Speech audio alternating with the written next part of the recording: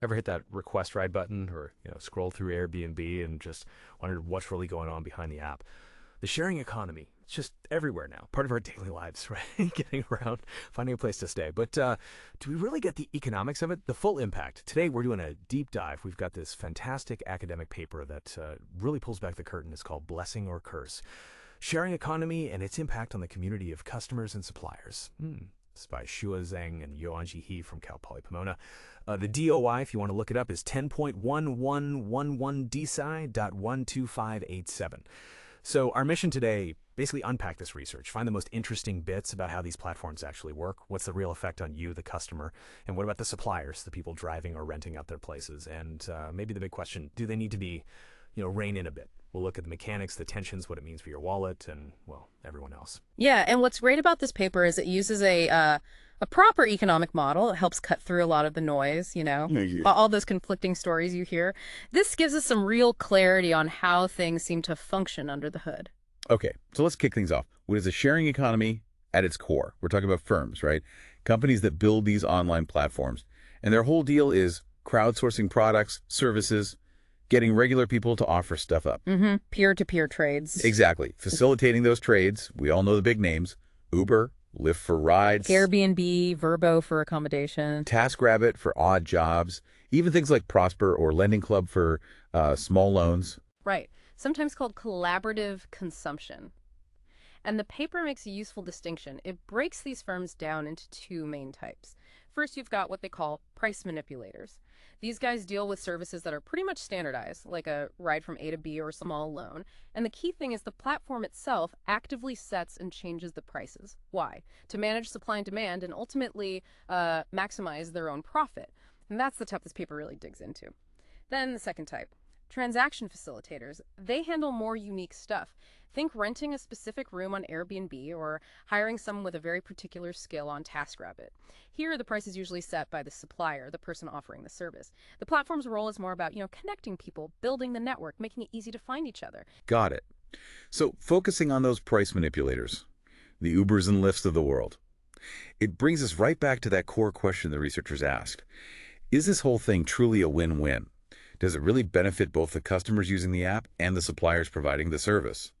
Or are there hidden costs, conflicts bubbling under the surface? Well, yeah, and that connects directly to one of the first big tensions the paper highlights. There's this fundamental clash, potentially, between the company's financial goals making money and the actual well-being of the community they serve. I mean, you look at their marketing, right?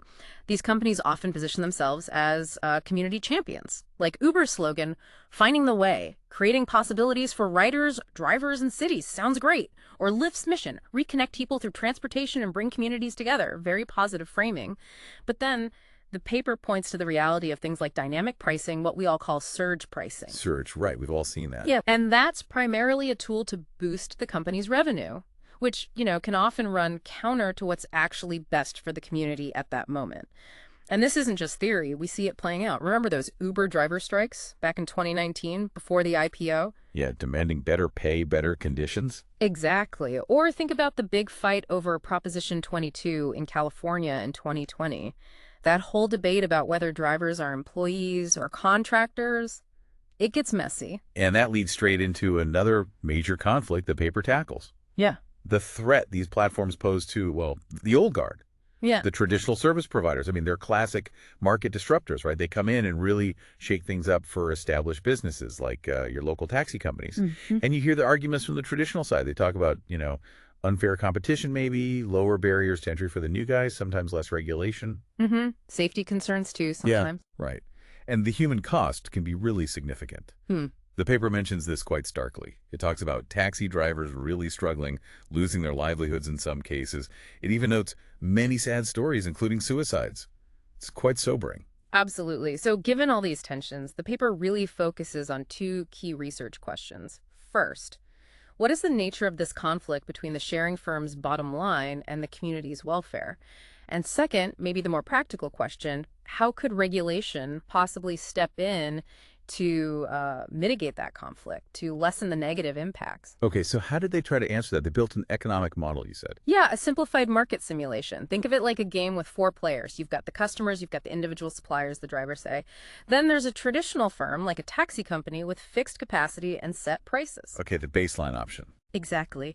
And finally, the sharing economy firm itself, the platform like Uber or Lyft, and they focus specifically on those standardized ride-sharing services to keep it manageable. So a few key assumptions. The traditional firm is like the reliable fixed price option. It's the main outside option if you don't use the app.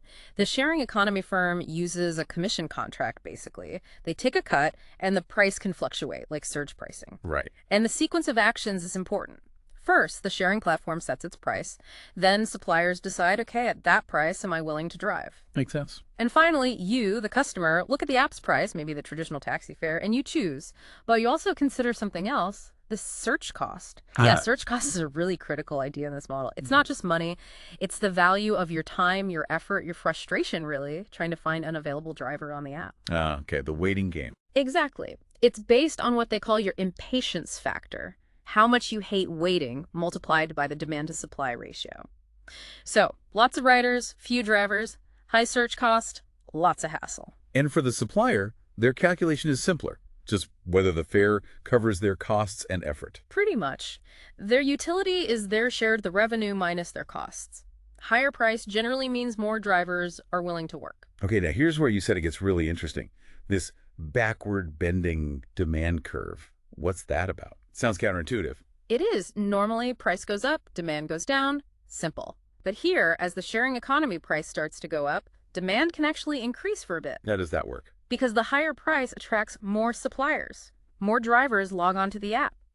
So availability improves. Precisely. More drivers means your search cost goes down.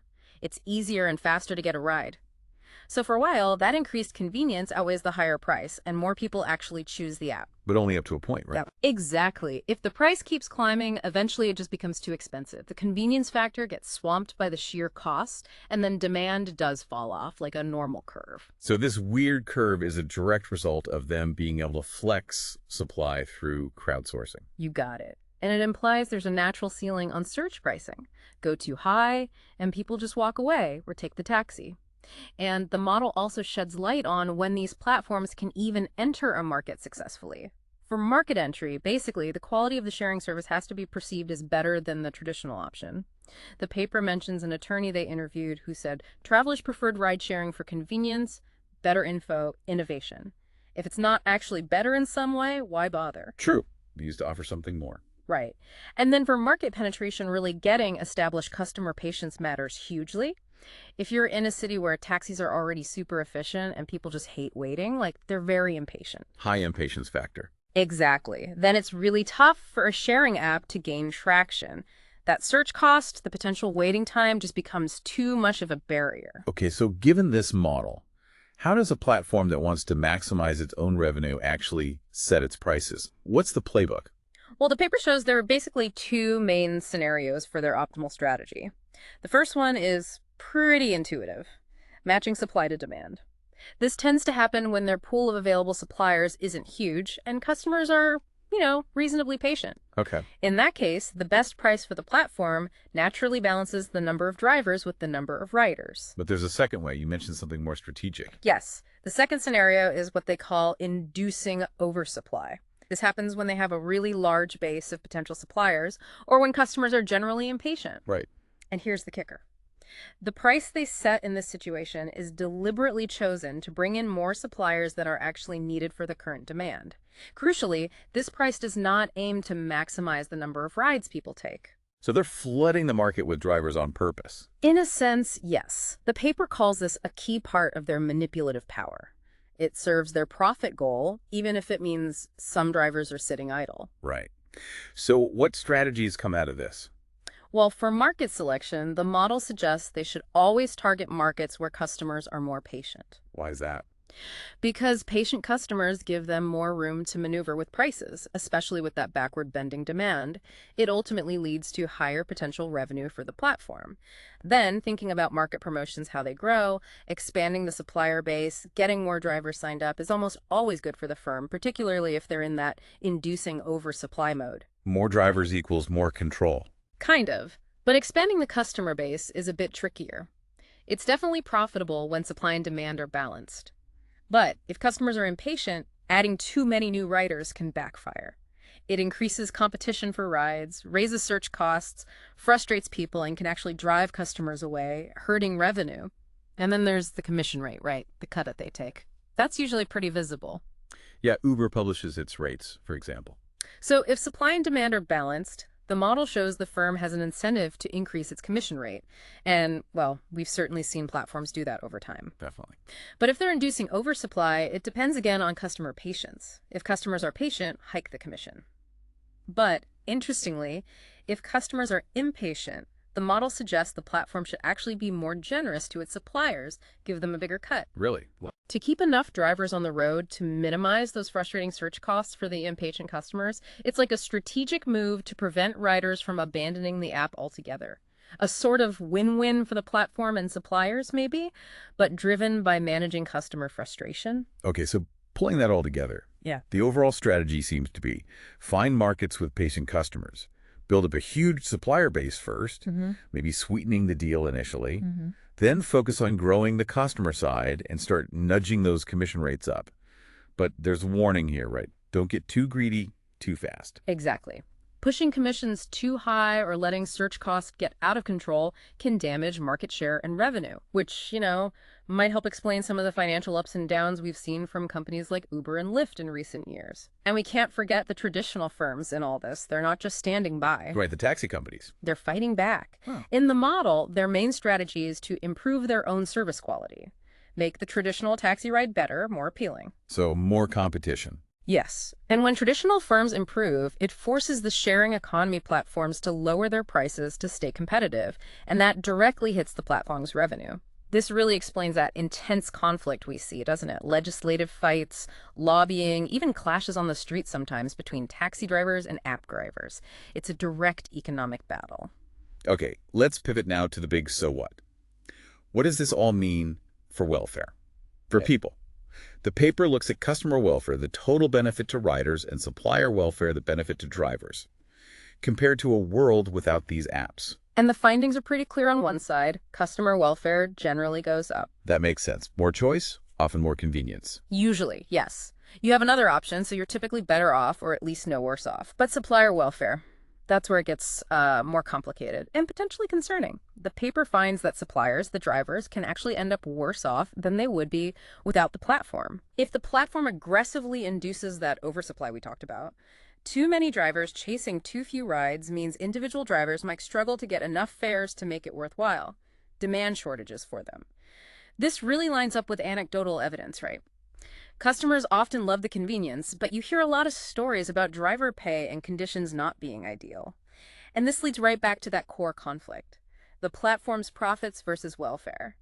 The paper finds that even in the good scenario, where the platform's optimal price happens to match supply and demand, that price also maximizes the total welfare for suppliers, which sounds good, but that same price is still higher than the price that would maximize customer welfare. So even then, the firm gains, potentially at the customer's expense, compared to the ideal customer price. Correct. The firm benefits most. So what about the overall picture? Community welfare adding up the benefits for both customers and suppliers. This is where it gets really interesting. The paper has a key finding here.